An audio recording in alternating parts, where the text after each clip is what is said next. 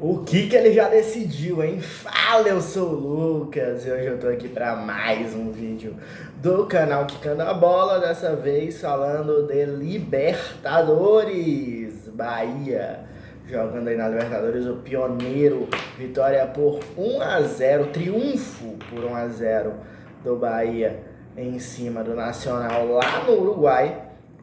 E vamos analisar esse jogo aqui para você hoje.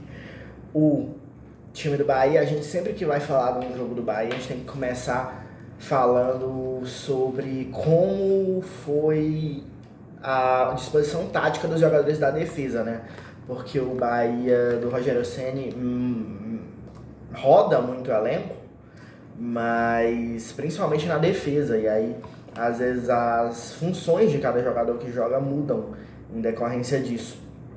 Por exemplo, quando tem três zagueiros, um deles geralmente atua como lateral e solta-se mais o outro lateral. Hoje não, hoje tinham dois laterais e era o Santi Arias pela direita, o Luciano Juba pela esquerda. Graças a isso, o Arias sobe, né, dando amplitude por aquele lado, e o Luciano Juba fica mais para a saída de bola, junto com os outros dois zagueiros. E inclusive essa rodagem de elenco do Bahia botou o David Duarte no campo hoje, jogou muito, tá? O zagueiro David Duarte não tem tanto espaço assim, geralmente jogou muita bola, né? Geralmente ele é preterido pelo Canu, pelo Luciano, pelo Gabriel Xavier e pelo Santimingo. Hoje jogou muita bola também o David Duarte, tá super bem recheado e qualificado o elenco do Bahia na questão zaga. E o Luciano Juba defensivamente, né, que ele não subiu tanto hoje, jogou bem também, mas ele vinha se destacando no ataque nas últimas semanas, se destacou hoje na defesa também. Mas o jogo, ele foi distinto nos dois tempos e acho que isso decorre muito da postura do Bahia. O primeiro tempo foi de alternância de domínios, o Bahia começou melhor no primeiro terço, depois na meiuca foi melhor o Nacional, e na reta final do primeiro tempo de novo melhor o Bahia, mas ninguém conseguiu grandes jogadas, grandes oportunidades. Foi um primeiro tempo mais morno e mais vencido pelas defesas. Só que o que acontecia?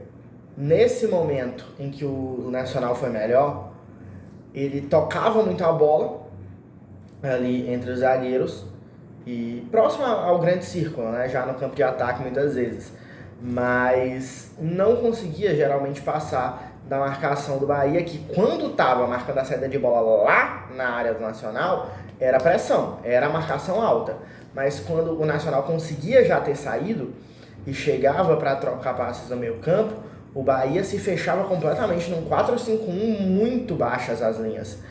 Então, isso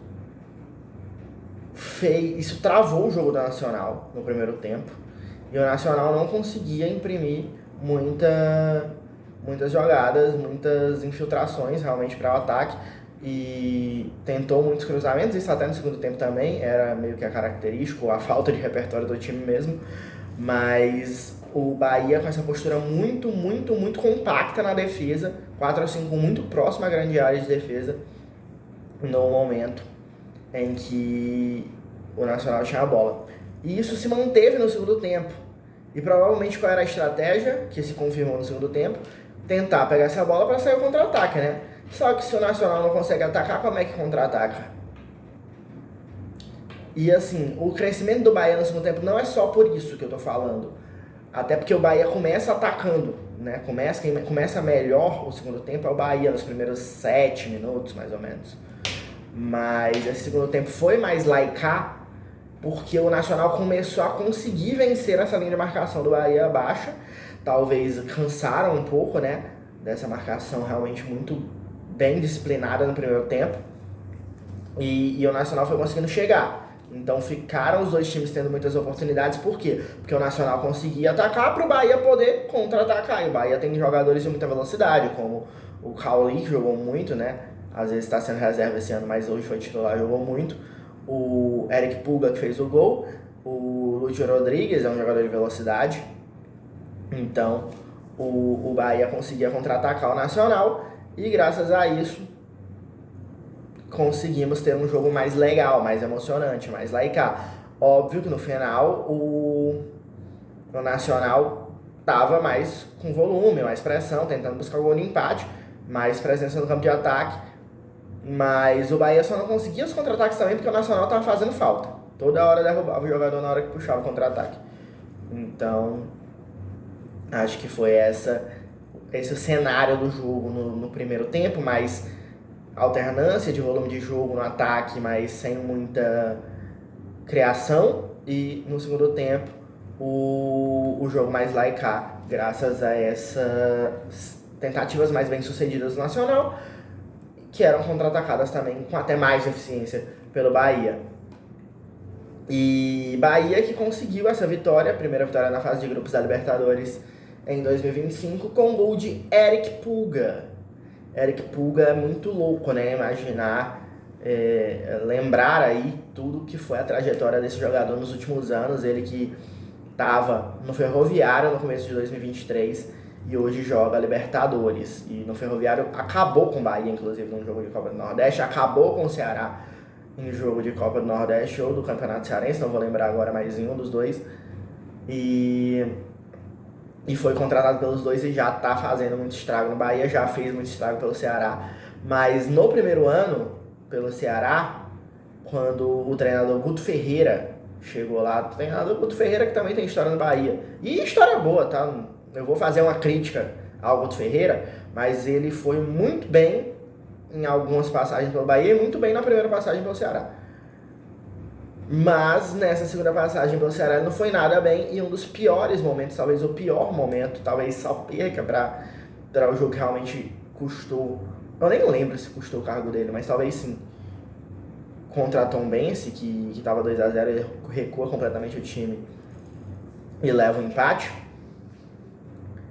Mas o Guto Ferreira, um dos piores momentos dele na segunda passagem pelo Ceará é uma entrevista em que cobram a maior utilização do Eric Pulga e ele diz: mas por que vocês querem que eu use um jogador que nunca decidiu nada? Pois é, não tem muito como decidir sem oportunidade, né? E aí se deu a oportunidade para ele, o Wagner Mancini, e depois, quando o Mancini é demitido, chega o Léo Condé, é óbvio que ele ia deixar, porque o Pulga já era o melhor jogador do time. Mas o Wagner Mancini deu oportunidades pro Eric Pulga, que foi crescendo, foi virando artilheiro, foi virando o melhor jogador do Ceará. Decidiu muitos jogos, né? Nunca decidiu nada, mas depois que ele começou a ter oportunidade, decidiu muitos jogos que colocaram o Ceará na Série A de novo, em 2024. E agora decide um jogo de Libertadores com a camisa do Bahia. Então, muitas vezes você não tem muito como cobrar se não dá oportunidade. E acho que o Guto Ferreira vacilou muito nessa com o Eric Pulga em 2023, né, na passagem dele pelo Ceará. Hoje, Eric Pulga decidiu um jogo de Libertadores, 1-0, gol dele, e o Bahia chega a 4 pontos nesse grupo. O Bahia que tinha empatado o primeiro jogo na primeira rodada com o Internacional. Bom começo de Libertadores pro time do Bahia, time do Rogério Ceni. E eu quero saber o que tu acha. Você concordava com o Guto Ferreira na época, quando ele falou essa frase que acabou envelhecendo como leite? Ou você era defensor de Eric Pulga desde sempre? Analisa tudo do jogo aí também pra gente nos comentários. Se gostou do vídeo, dá o like, se inscreve, compartilha o Quicando a Bola e o vídeo para todos os seus amigos darem a opinião deles também. Se não gostou, dá o dislike, segue a gente nas redes sociais que estão na descrição do vídeo. É isso, tchau!